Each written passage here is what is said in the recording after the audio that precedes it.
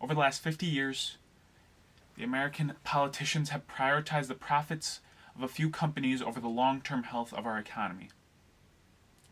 This has hurt our American manufacturing, our American spirit, and our American science.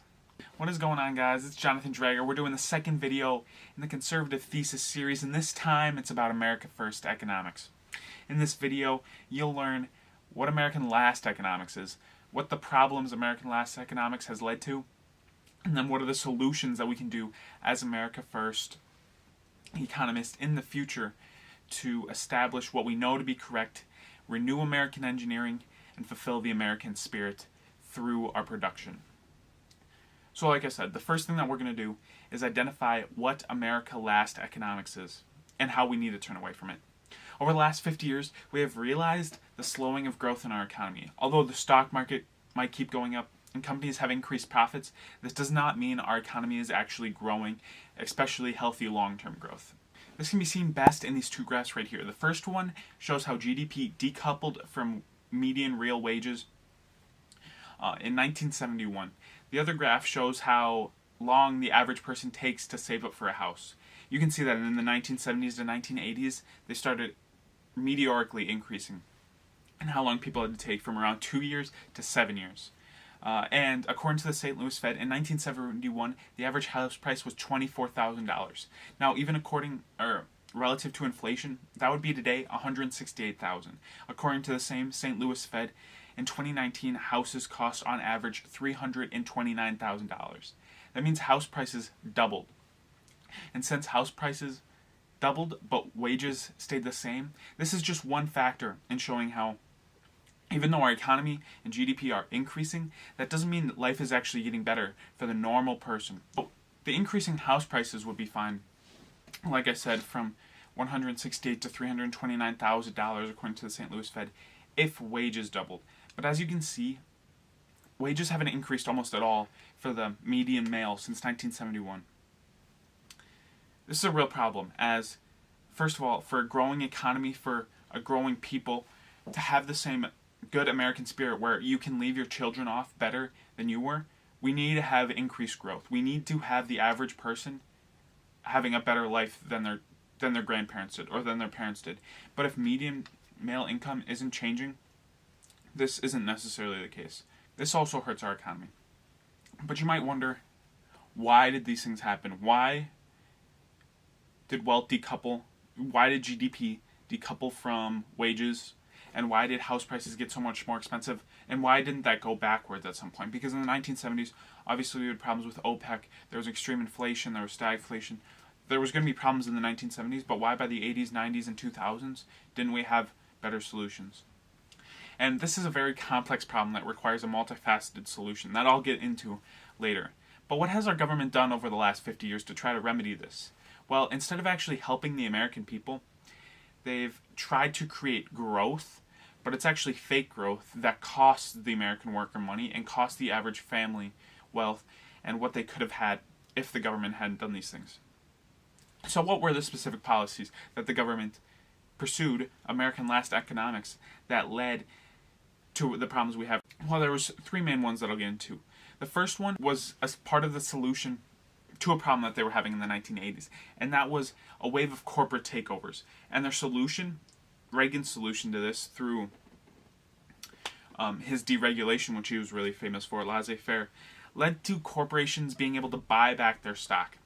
So there's kind of two problems in this. First of all, there was a wave of corporate takeovers. So what do corporations want to do if they're fearing another corporation taking them over? Well, they want to increase their stock price. And they can do this in a couple ways. The first one is that they can buy stocks now.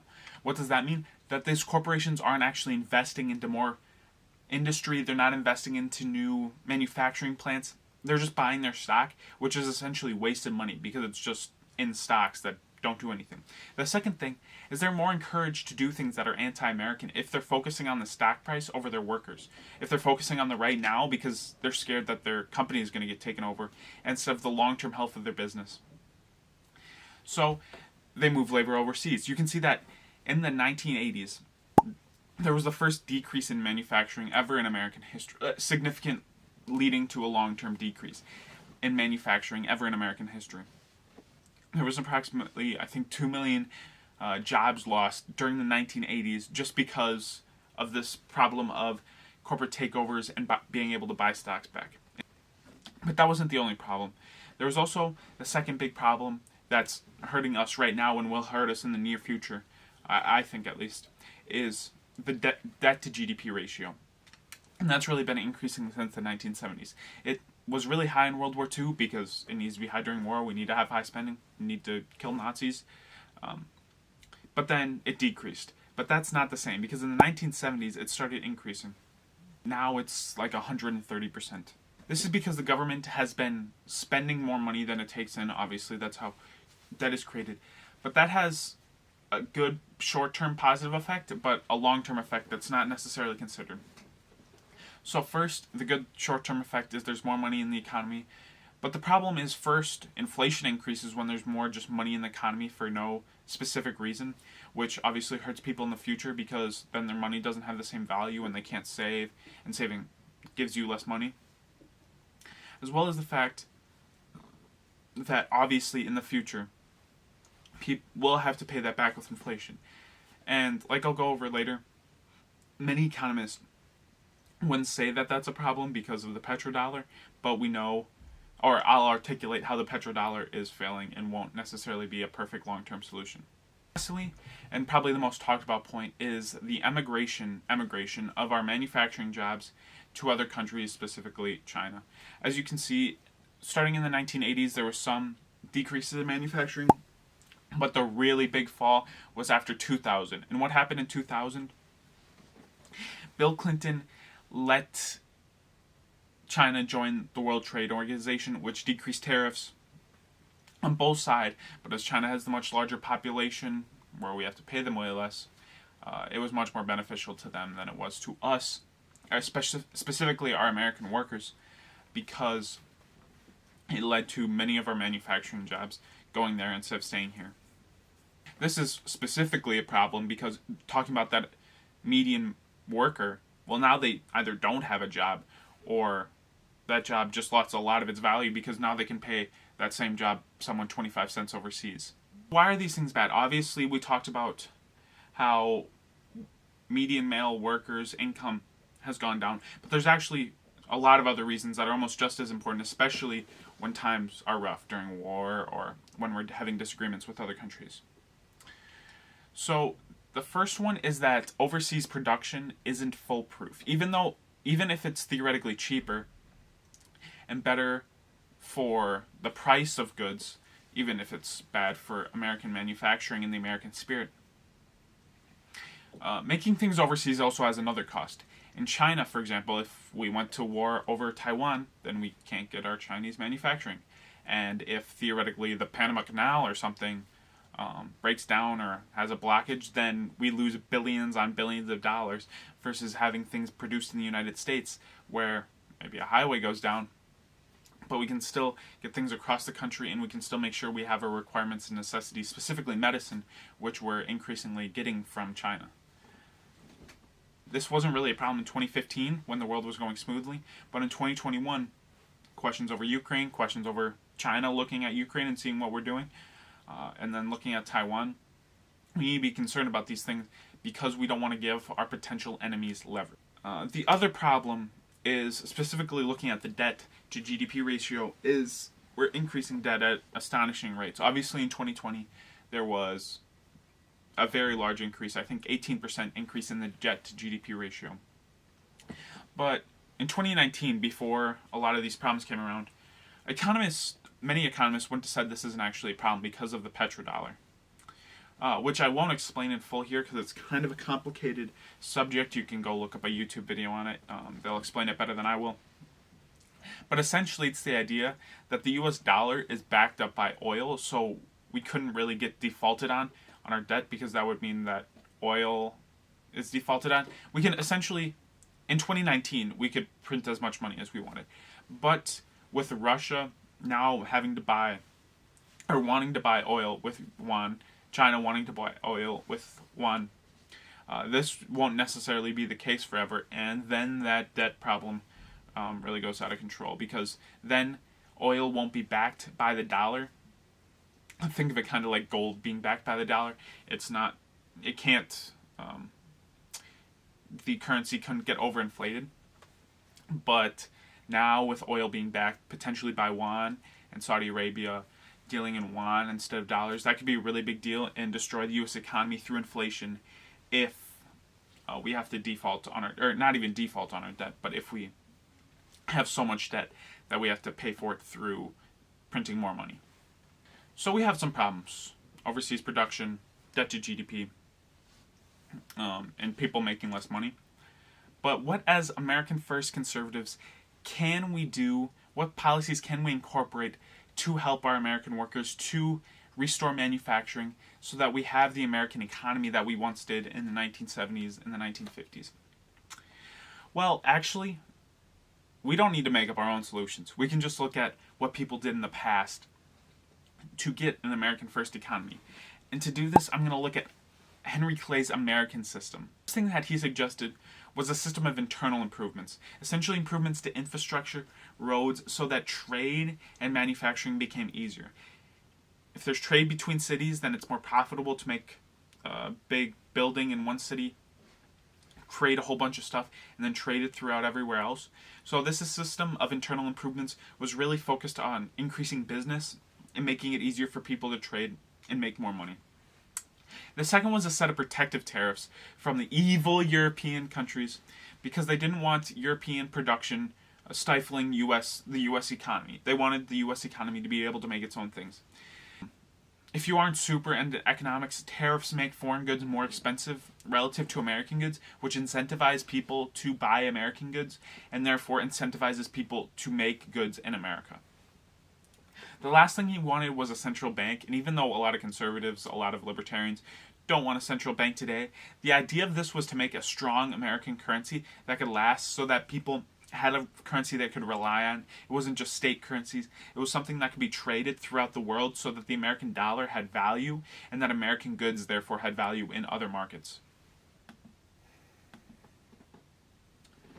So then the question is, how do these things transfer today? Obviously, we don't need to prioritize making new roads as much as we did back in the 1800s, early 1800s. But we do have analogies to this today in our America First economy, or in our policies for the American First economy. So let's look at these first ones. First, internal improvements. Like I said, the main goal of these was to essentially increase business, create more manufacturing. And the way to do this in the 21st century is actually increasing funding for STEM and increasing funding for specifically physics. And I'll explain this a little bit. Many of our innovations throughout the last 50 years have been because of STEM. Think about computers.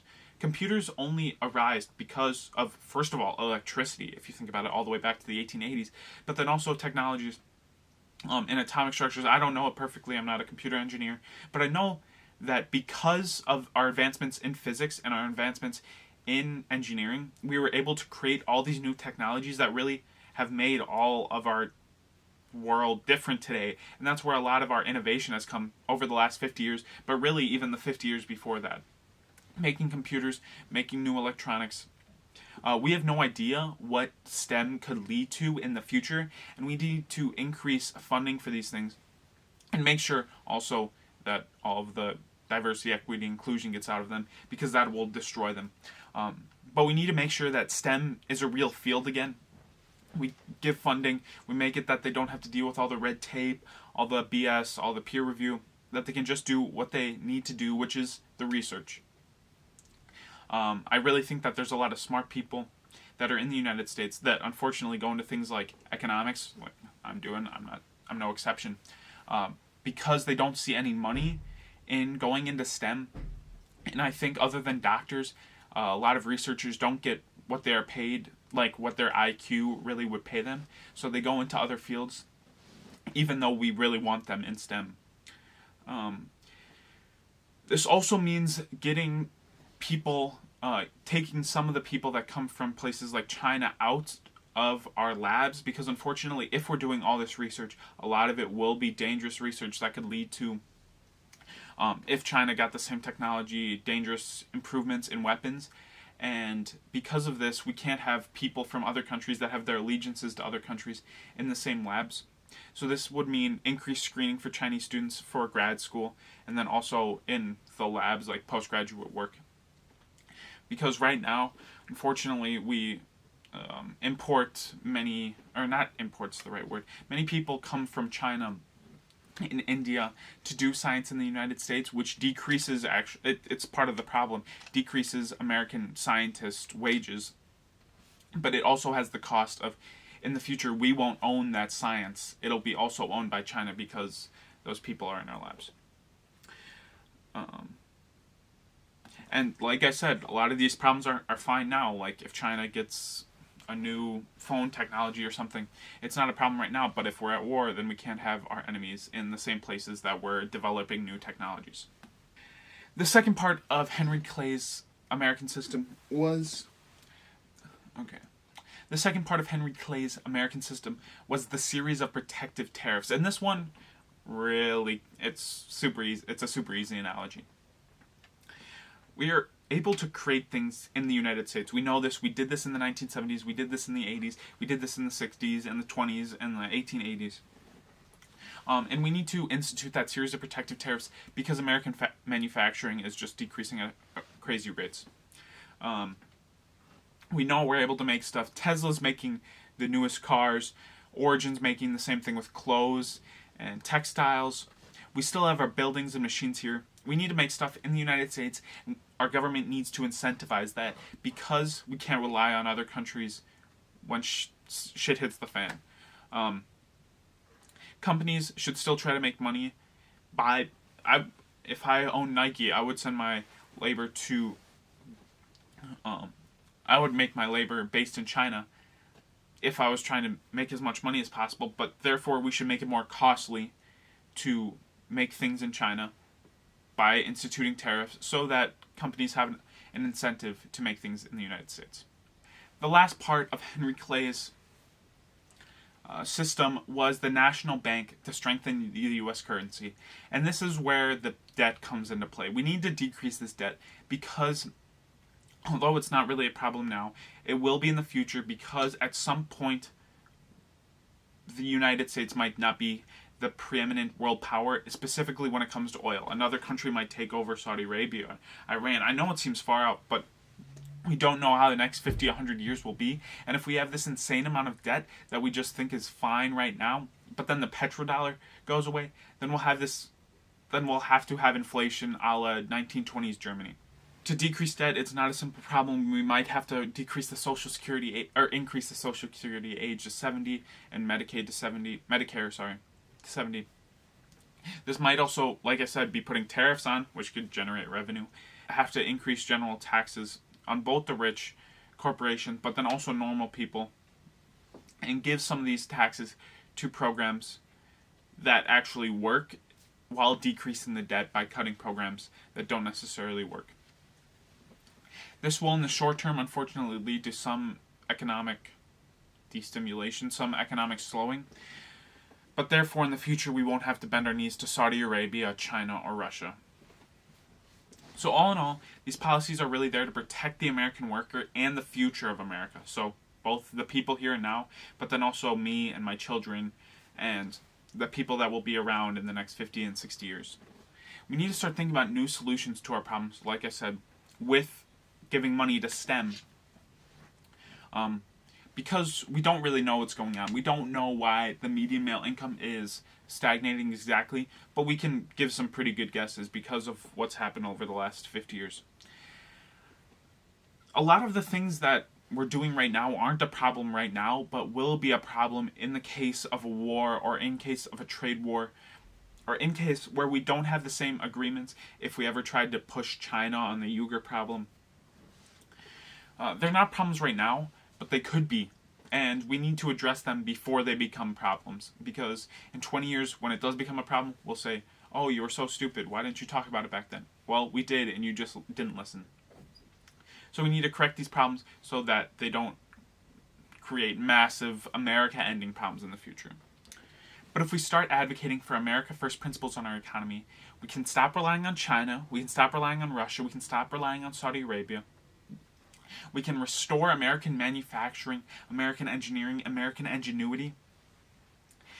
and restore really the American spirit that we once had in the United States. Thanks for watching, guys. That was the second video in my first 3-part series about what America needs to be, American conservatism needs to be in the 21st century. Last episode we talked about how marriage needs to be redefined and how we need to redefine our social institutions.